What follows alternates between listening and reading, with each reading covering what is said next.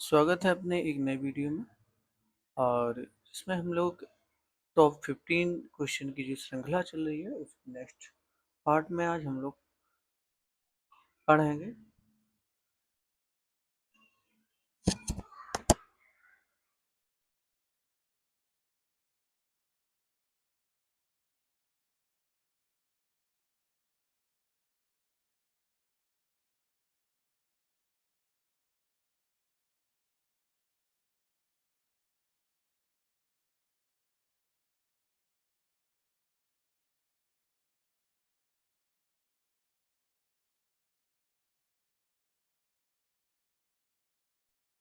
जिसमें हम लोग एनसीईआरटी और एससीईआरटी की ज्योग्राफी की जो एमसीक्यूज हैं वो पढ़ेंगे।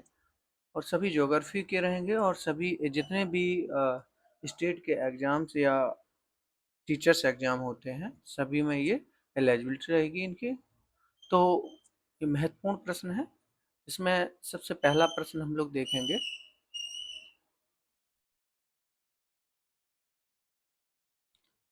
जैसा कि पहला प्रश्न है कि निम्नलिखित में से कौन सी जनजाति पशुचारण से संबंधित है।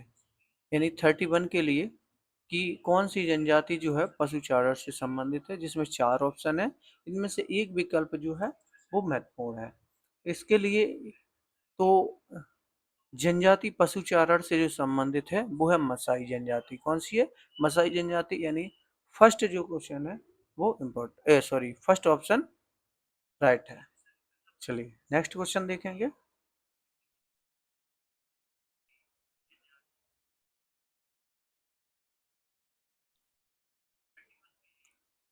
32 क्वेश्चन नंबर है और जिसमें है कि किस प्रजाति की घर क्रॉल कहलाते हैं। तो जैसा कि हम देख पा रहे हैं 4 ऑप्शन है और किस जात के कौन सी प्रजाति की जो है जो घर क्रॉल कहलाते हैं, तो उसका करेक्ट आंसर है मसाई। यानी ऑप्शन नंबर इसका सी करेक्ट है। मसाई प्रजाति के घर जो है वो क्रॉल कहलाते हैं। नेक्स्ट क्वेश्चन देखेंगे 33 के लिए। क्रॉल बस्ती से संबंधित है। तो जैसा कि हम देख पा रहे हैं क्रॉल बस्ती जो है जो मसाई से संबंधित रहेगी, क्योंकि मसाई जो है वो क्रॉल प्रजाति के घर कहलाते हैं। तो इसमें क्रॉल बस्ती जो है वो मसाई से संबंधित है। ऑप्शन नंबर डी करेक्ट है। नेक्स्ट क्वेश्चन हमारा आता है योर्त निम्न में से किस प्रजाति का घर है। बहुत इंपॉर्टेंट है। यानी योर्त जो है वो किस प्रजाति का घर है, तो इसका इंपॉर्टेंट यानी ऑप्शन रहेगा खिरगीज के। यानी खिरगीज प्रजाति के जो घर होते हैं उन्हें हम योर्त के नाम से जानते हैं। ऑप्शन नंबर डी हमारा करेक्ट हो जाएगा। नेक्स्ट क्वेश्चन हमारा आता है कि बुशमैन निवासी है। बुशमैन यानी कहाँ के निवासी है, बुशमैन कहाँ रहते हैं। तो जैसे 4 ऑप्शन है।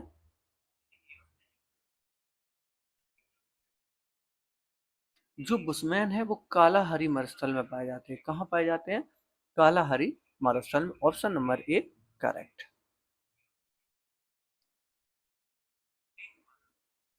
नेक्स्ट आता है हमारा कि इनमें से कौन सा एक सेमेटिक जनजाति नहीं है। यानी इनमें से कौन एक सेमिसिट सेमेटिक जनजाति नहीं है। तो नहीं पूछी जा रही है। तो इसमें जैसे अरबी, मिस्रभाषी और यहूदी जो है वो सेमिटिक जनजाति है। तो ईरानी जो है वो एक सेमिटिक जनजाति नहीं है। इसलिए इसका ऑप्शन नंबर सी हमारा करेक्ट है।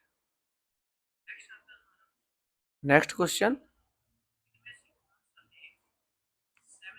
मछली पकड़ना, शिकार करना एवं भोजन एकत्रित करने की क्रियाएं की जाती हैं। यानी यह जो क्रिया हैं अधिकतर हर जगह ही की जाती हैं, लेकिन इसमें पूछा जा रहा है कि ये 4 ऑप्शन है उनके अनुसार कहाँ की जाती है। तो मछली पकड़ना है, शिकार करना है, भोजन करना, ये चीज अभी भी जो पाई जाती है क्रियाएं मलेशिया के सेमांग में कहा की जाती है। कहाँ? मलेशिया के सेमांग में। Option number A correct.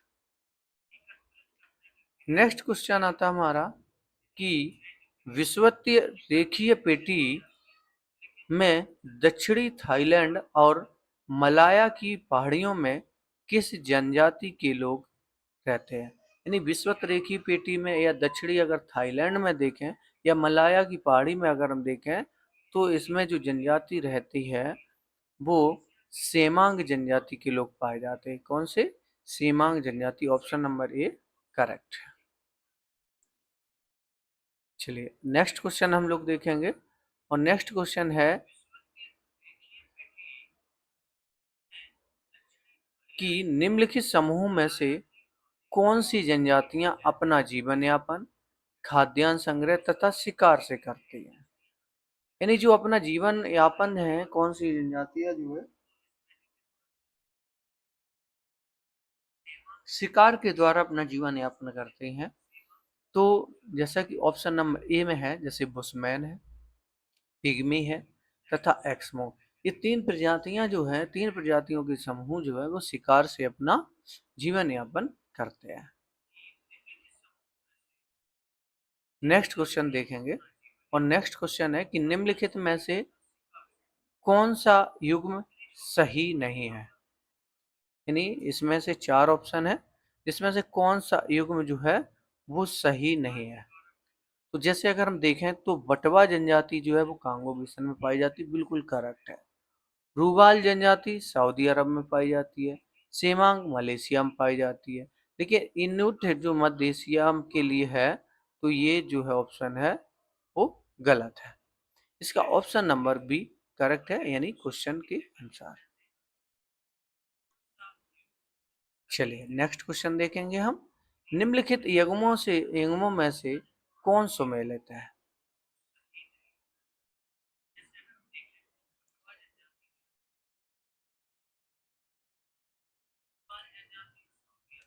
इनमें से कौन सुमेलित है? अगर हम देखें सवाना प्रदेश में बुशमैन जनजाति पाई जाती है तो नहीं पाई जाती है। सऊदी अरब में खिरगिज पाई जाती है, ये भी गलत है। कांगो बिसन में मसाई पाई जाती है, ये भी गलत है। मलाया प्रांति में जो है वो सेमांग पाई जाती है। इसका ऑप्शन नंबर डी करेक्ट हो जाएगा, यानी ऑप्शन नंबर डी जो कि बिल्कुल ही सही सुमेलित करता है।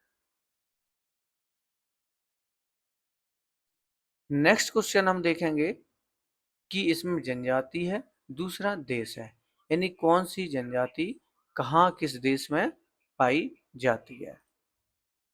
अगर हम उस बुशमैन देखें, सॉरी, अगर हम बुशमैन देखें तो ये नामीबिया में पाई जाती है। कहाँ पर? नामीबिया। पिग्मी अगर देखें तो ये जायरे में पाई जाती है। एक्समो अगर हम देखें तो ये अलास्का में पाई जाती है।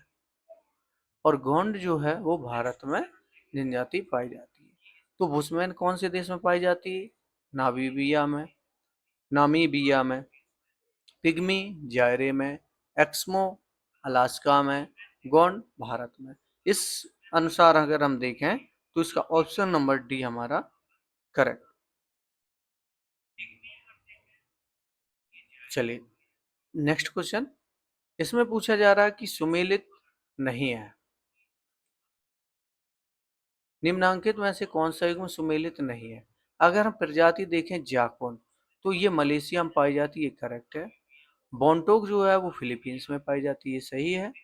खमेर कंबोडिया में पाई जाती है, लेकिन जो मौन है वो इंडोनेशिया में नहीं पाई जाती। इस वजह से इसका ऑप्शन नंबर डी करेक्ट है, क्योंकि इसमें सुमेलित नहीं पूछा गया, तो इस क्वेश्चन के अनुसार डी ऑप्शन करेक्ट है। नेक्स्ट क्वेश्चन देखेंगे हम। निम्नलिखित में से कौन सा युग्म सुमेलित नहीं है? तो जैसे हम सीमांग देखें तो मैंने बताया था मलेशिया में पाई जाती है, तो ये करेक्ट है। मसाई पूर्वी अफ्रीका में पाई जाती है, ये भी सही। बुशमैन कालाहारी में पाया जाता है। नहीं, बुशमैन कालाहारी मसाई पूर्वी अफ्रीका। किर्गिज जो है वो मध्य यूरोप में नहीं पाई जाती। इसका ऑप्शन नंबर बी यानी ये सुमेलित नहीं है।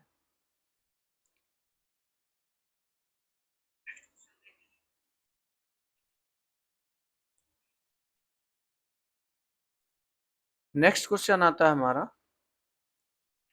कि विश्व की प्रजातियों व उनकी निवास स्थल के जोड़े प्रस्तुत गलत जोड़ा बताइए।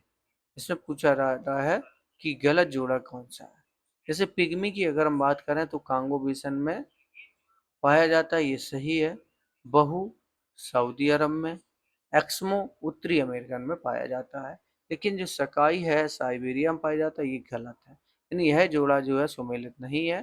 क्वेश्चन के अनुसार ऑप्शन नंबर सी हमारा करेक्ट है।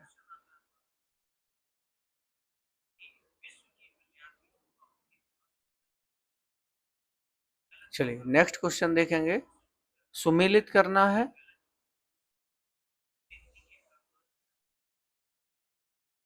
जनजाति, इसमें निवास क्षेत्र है।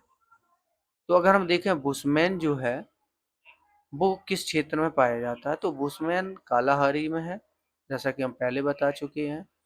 बोरो जो है अमेजन बेसिन में पाया जाता है। पिग्मी कांगो बेसिन में। और एक्समो जो है वो ग्रीनलैंड में पाया जाता है, यानी उत्तरी अमेरिकन में। तो इस प्रकार से अगर इसके अनुसार देखें तो ऑप्शन नंबर सी हमारा करेक्ट है। चलिए नेक्स्ट क्वेश्चन देखेंगे। जनजातियों एवं उनकी आवास के निम्नलिखित युग्मों में से कौन सही सुमेलित नहीं है। जनजातियों एवं उनके आवास के निम्नलिखित युग्मों में से कौन सही सुमेलित नहीं है।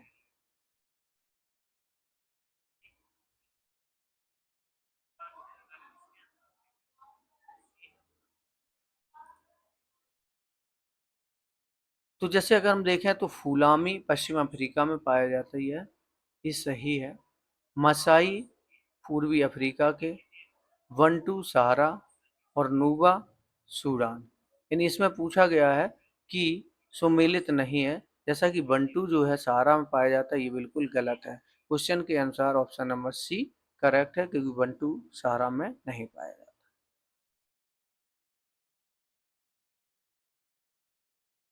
चलिए नेक्स्ट देखते हैं।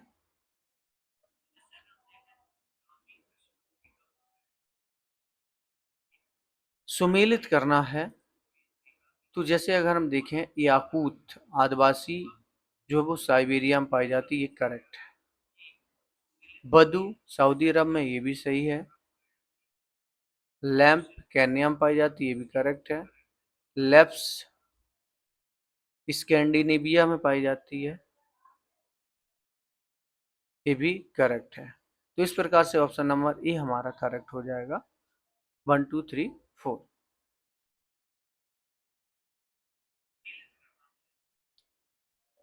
हंटिंगटन द्वारा वर्णित जीवन के 3 प्रकारों में निम्नलिखित में कौन सा सम्मिलित नहीं है। नहीं, हंटिंगटन के अगर अनुसार हम देखें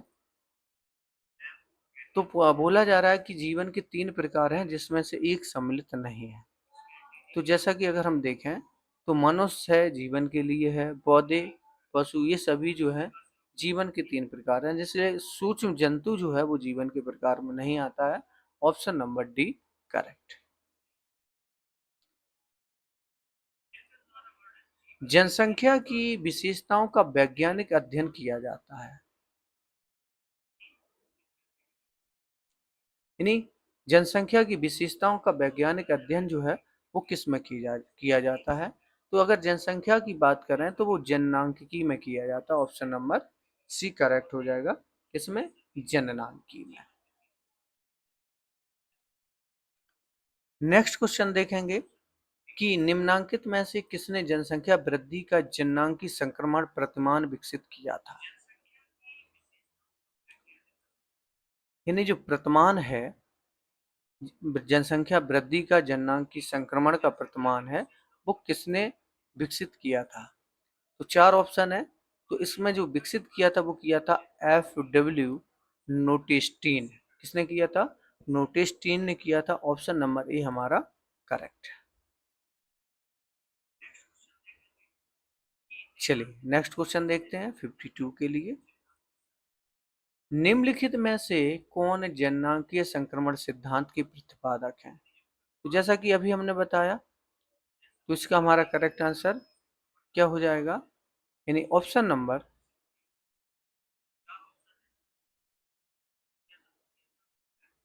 इसमें पूछा गया था कि जनसंख्या वृद्धि का जननांगी संक्रमण प्रतिमान विकसित किया था, तो वो किया था एफ.डब्ल्यू. नोटिस्टेन ने। इसमें पूछा गया कि जनसांख्यिकीय संक्रमण के सिद्धांत के प्रतिपादक कौन है, तो प्रतिपादक हैं डब्ल्यू.एस. Thompson, F.W.. नोटिस्टेन, यानी ये दोनों जो हैं वो इसके प्रतिपादक हैं। इस वजह से इसका ऑप्शन नंबर सी करेक्ट है।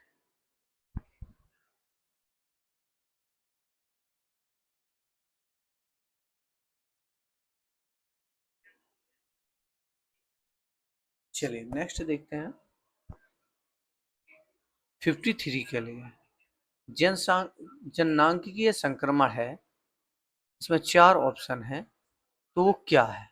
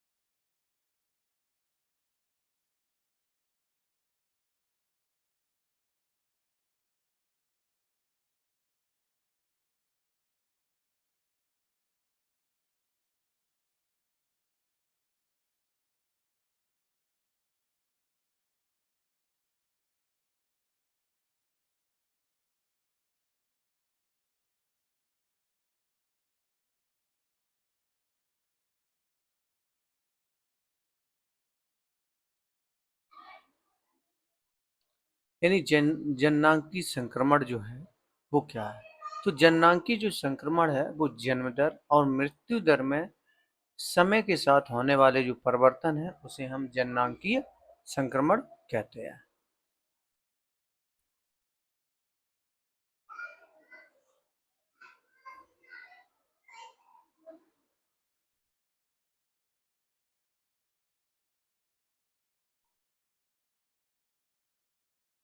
चलिए आगे देखेंगे हम नेक्स्ट क्वेश्चन को। जननांगीय संक्रमण सिद्धांत की निम्नलिखित अवस्थाओं में कौन सी अल्प विकास की अवस्था को प्रदर्शित करती है?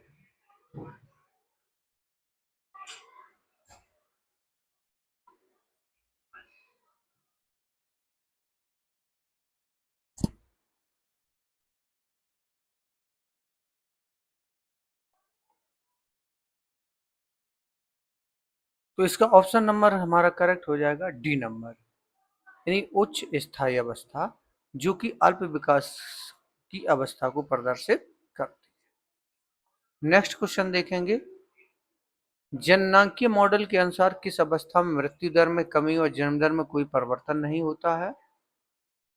यानी जननांगीय मॉडल के अनुसार देखें तो किस अवस्था में जो है मृत्यु दर में कमी व जन्म दर में कोई परिवर्तन नहीं होता है? तो इसका ऑप्शन नंबर हमारा करेक्ट हो जाएगा द्वितीय अवस्था। कौन सी? द्वितीय अवस्था, यानी ऑप्शन नंबर बी हमारा करेक्ट हो जाएगा। नेक्स्ट देखेंगे 56 क्वेश्चन नंबर। 56 है कि जनसंख्या वृद्धि के स्वरूप में कालावधि में घटित क्रमिक परिवर्तन को क्या कहा जाता है? यानी जनसंख्या वृद्धि के स्वरूप में कालावधि में घटित क्रमिक परिवर्तन को क्या कहा जाता है? तो उसमें क्या कहा जाता है? जैसे कि हमारे पास चार ऑप्शन है, तो इसमें जो करेक्ट आंसर है ऑप्शन नंबर बी, जननांगीय विभाव। क्या कहा जाता है? जननांगीय विभाव। Next question. निम्नलिखित में से जननांगीय संक्रमण की कौन सी अवस्था अल्प विकास की अवस्था को दर्शाती है? तो वो कौन सी अवस्था है जो अल्प विकास की अवस्था को दर्शाती है? इसमें चार ऑप्शन है हमारे पास। तो जो अल्प विकास की अवस्था है वो हमारी उच्च स्तर अवस्था को दर्शाती है। इसका ऑप्शन नंबर ए करेक्ट हो जाएगा, यानी अल्प विकास की अवस्था को दर्शाती है उच्च स्थिर अवस्था। जनसंख्या के सिद्धांतों पर एक निबंध द्वारा लिखा गया, यानी जनसंख्या के सिद्धांतों पर एक निबंध जो लिखा गया है वो किसके द्वारा लिखा गया? तो उसमें माल्थस जो है उन्होंने जनसंख्या सिद्धांत पर एक निबंध लिखा है। तो इसके करेक्ट आंसर हो जाएगा option number B, Malthus. Next question है कि एकरमैन द्वारा विश्व की जनसंख्या संसाधन प्रदेशों के विभाजन की श्रेणी में आता है भारतवर्ष। यानी जो भारतवर्ष है वो किस प्रकार की श्रेणी में आता है? तो वो आता है जैसे कि ऑप्शन नंबर डी, यानी मिश्र प्रकार की श्रेणी में। यानी एकरमैन द्वारा विश्व की जनसंख्या संसाधन प्रदेशों के विभाजन की श्रेणी में जो आता है वो है भारतवर्ष मिश्र प्रकार की श्रेणी। चलिए नेक्स्ट क्वेश्चन देखेंगे 60 नंबर के लिए। और 60 क्वेश्चन नंबर है कि जे आई क्लार्क महोदय के अनुसार ऐसी जनसंख्या प्राय किन देशों में मिलती है जिनमें उपयुक्त कुशल व्यक्ति के अभाव में वहां के संसाधनों का पर्याप्त विकास ना हो पाया हो? यानी जे आई क्लार्क के महोदय के अनुसार ऐसी जनसंख्या प्राय किन देशों में मिलती है जिनमें उपयुक्त एवं कुशल व्यक्तियों के अभाव में वहां के संसाधनों का पर्याप्त विकास ना हो पाया? बहुत इंपॉर्टेंट क्वेश्चन है।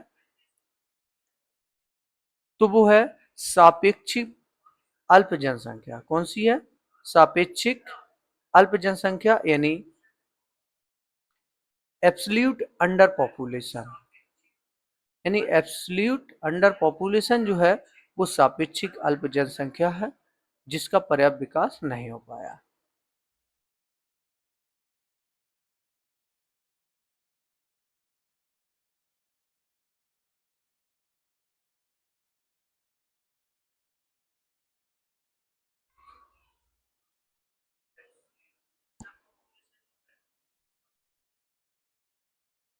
चलिए नेक्स्ट क्वेश्चन नंबर देखेंगे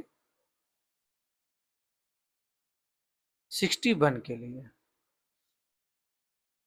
अनुकूलतम जनसंख्या मॉडल का प्रतिपादन किसने किया? अगर हम अनुकूलतम जनसंख्या के मॉडल का प्रतिपादन की अगर हम बात करें तो वो किसने किया?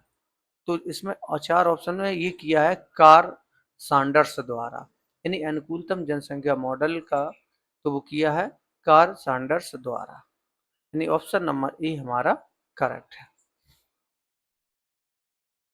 चलिए नेक्स्ट क्वेश्चन देखेंगे और नेक्स्ट क्वेश्चन हमारा है कि निम्नलिखित में से कौन ई ए एक्करमैन द्वारा 1970 में प्रस्तुत जनसंख्या संसाधन प्रदेश का एक प्रकार नहीं है, यानी 1970 में प्रस्तुत जो जनसंख्या संसाधन प्रदेश का एक प्रकार नहीं है, तो इसका हमारा करेक्ट क्या हो जाएगा?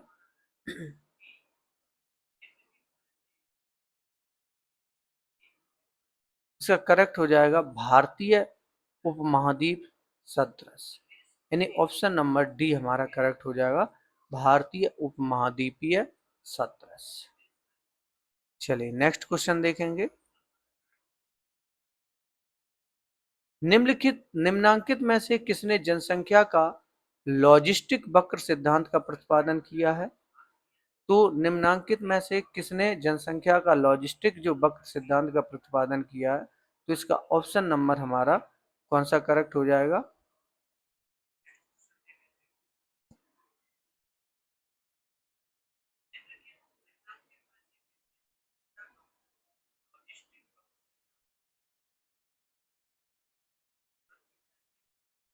तो वो किया है पर्ल रीड ने। किसने किया है? पर्ल रीड ने, यानी इसका ऑप्शन नंबर सी करेक्ट है। जनसंख्या का लॉजिस्टिक वक्र सिद्धांत का प्रतिपादन किया पर्ल रीड ने।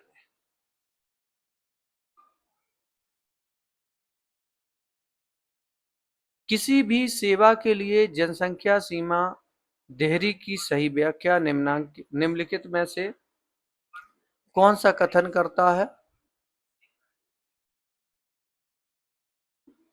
तो इसमें कौन सा करेक्ट हो जाएगा? सेवा के लिए आवश्यक न्यूनतम जनसंख्या कौन सा करता है? सेवा के लिए आवश्यक न्यूनतम जनसंख्या, यानी ऑप्शन नंबर सी हमारा करेक्ट हो जाएगा, जो कि सीमा देहरी की संख्या व्याख्या निम्नलिखित में से कौन सा कथन करता है? सेवा के लिए आवश्यक न्यूनतम जनसंख्या, ऑप्शन नंबर सी करेक्ट। विश्व जनसंख्या वितरण को प्रभावित करने वाले निम्न में से कौन से कारक हैं? तो इसका करेक्ट आंसर हमारा कौन सा हो जाए? उपर्युक्त सभी, डी नंबर। विश्व जनसंख्या वितरण को प्रभावित करने वाले जो इनमें से जो कारक हैं वो ऑप्शन नंबर डी करेक्ट हो जाएगा, उपर्युक्त सभी। देखते हैं आगे, मानव को प्रभावित करने वाले कारकों में से कौन सा कारक जो है, कौन सा कारण अधिक प्रभावशाली है? तो वो कौन सा कारण कारक है जो अधिक प्रभावशाली है? जलवायु। कौन सा है? जलवायु।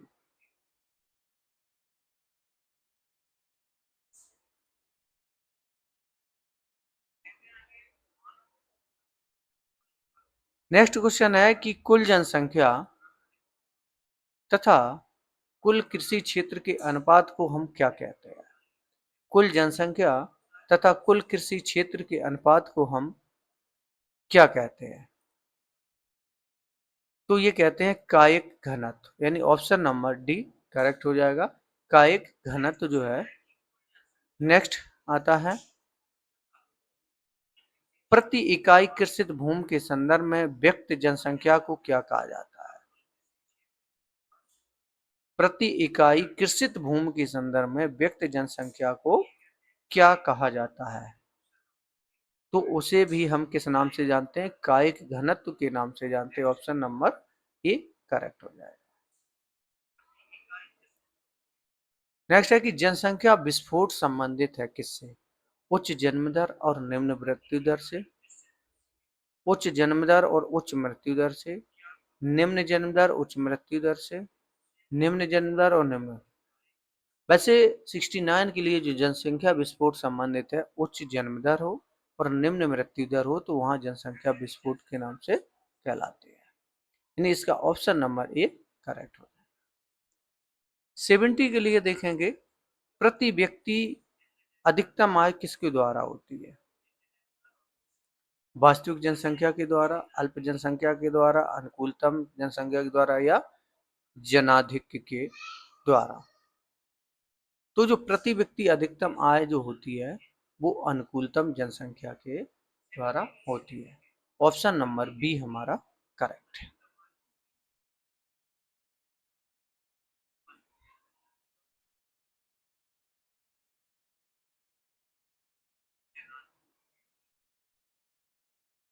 चलिए नेक्स्ट क्वेश्चन देखेंगे।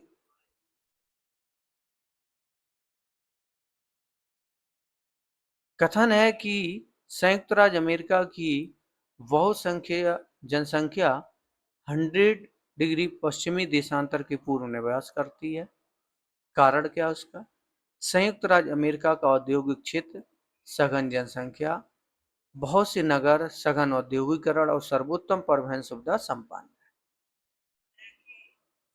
अब इसमें पूछा कहा जा रहा है कि इसमें कौन सा कथन सही होगा? तो इसका करेक्ट आंसर हो जाएगा ए नंबर, यानी कथन और कारण दोनों सही है। कारण कथन का सही स्पष्टीकरण भी है। तो 71 के लिए ऑप्शन नंबर ए करेक्ट। विश्व की लगभग 50% जो जनसंख्या है वो किस अक्षांश के बीच निवास करती है या केंद्रित है? तो जो विश्व की लगभग 50% जो जनसंख्या है वो 20 डिग्री नॉर्थ और 40 डिग्री नॉर्थ के बीच में जनसंख्या निवास करती है या केंद्रित है। तो ऑप्शन नंबर बी करेक्ट है।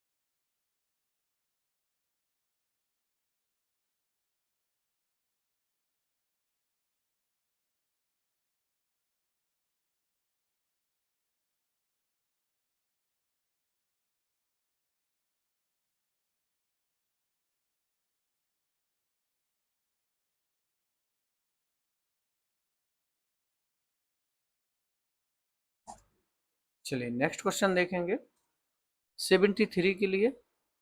73 क्वेश्चन नंबर है कि कथन है कि फ्रांस की सरकार उच्च प्रजनन दर प्रोत्साहित कर रही है। फ्रांस में जनसंख्या वृद्धि दर 0.5% वार्षिक से कम है।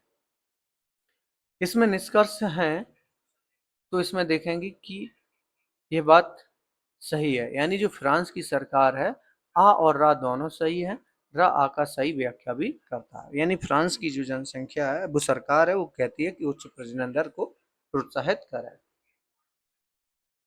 74 क्वेश्चन नंबर देखेंगे, विश्व में निम्न में से किस देश में सर्वाधिक यौन अनुपात पाया जाता है? यानी विश्व में सर्वाधिक यौन अनुपात जो पाया जाता है वो कहाँ पाया जाता है? वो पाया जाता है सोवियत रूस में। यानी ऑप्शन नंबर डी हमारा करेक्ट हो जाएगा। यानी विश्व में निम्न में से किस देश में सर्वाधिक यौन अनुपात पाया जाता है? डी नंबर, सोवियत रूस में। 75 के लिए देखेंगे विश्व के कुल क्षेत्रफल में कितना प्रतिशत भाग जो है लगभग निर्जन है?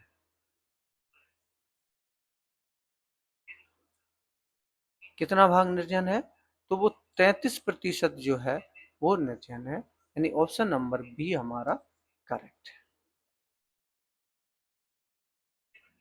नेक्स्ट क्वेश्चन है 76।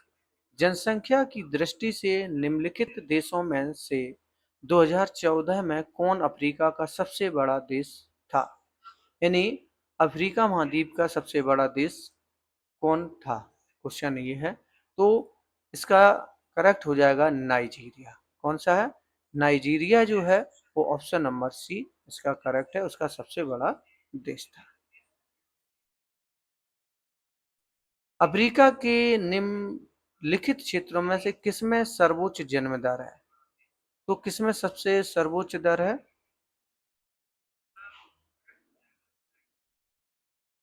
तो सर्वोच्च जो जन्म दर है वो है मध्य अफ्रीका में। यानी अफ्रीका के निम्नलिखित क्षेत्रों में से किसमें सर्वोच्च जन्म दर है? वो मध्य अफ्रीका में जो है सर्वोच्च जन्म दर है। 78 के लिए देखेंगे कि सर्वाधिक जनसंख्या घनत्व कहाँ पाया जाता है? तो जो सर्वाधिक जनसंख्या अगर हम इन देशों में देखें तो सबसे ज्यादा पाया जाता है बांग्लादेश में। यानी सर्वाधिक जनसंख्या घनत्व कहाँ पाया जाता है? बांग्लादेश में। 79 के लिए देखेंगे विश्व में जनसंख्या की दृष्टि से भारत का चीन के पश्चात द्वितीय स्थान है और तृतीय स्थान किस देश का है? बहुत इंपॉर्टेंट क्वेश्चन है। नहीं, भारत का जो है चीन के पश्चात तो द्वितीय स्थान है, लेकिन तृतीय स्थान हमारा किसका है 79 में? तो वो है संयुक्त राज्य अमेरिका का है। संयुक्त राज्य अमेरिका का जो है वो तृतीय स्थान है जनसंख्या के स्तर पर। इस वीडियो का अंतिम यानी लास्ट क्वेश्चन नंबर 80। निम्नलिखित महाद्वीपों में किस एक में जनसंख्या वृद्धि की दर जो है वो न्यूनतम है? यानी निम्नलिखित महाद्वीपों में किस एक में जनसंख्या वृद्धि की न्यूनतम दर है? तो इसका ऑप्शन नंबर कौन सा हो जाएगा? तो वो है यूरोप। कौन सा है? यूरोप। यानी ऑप्शन नंबर डी करेक्ट हो जाएगा। यानी निम्नलिखित महाद्वीपों में किस एक में जनसंख्या वृद्धि की दर जो है वो न्यूनतम है? तो वो यूरोप की जो जनसंख्या वृद्धि है वो न्यूनतम है। इस प्रकार से आज का वीडियो हमारा यहीं समाप्त होता है। अगर वीडियो आप लोगों को पसंद आया हो तो प्लीज वीडियो को लाइक करें और चैनल को सब्सक्राइब करके अपने दोस्तों को भी शेयर करें। कमेंट करना ना भूलें। अब हम कल मिलेंगे आपको इसी समय एक नई वीडियो के साथ, जिसमें प्रश्नों की श्रृंखला चल रही है। तब तक के लिए हम आपसे विदा लेते हैं। देखेंगे नेक्स्ट वीडियो में। जय हिंद, जय भारत।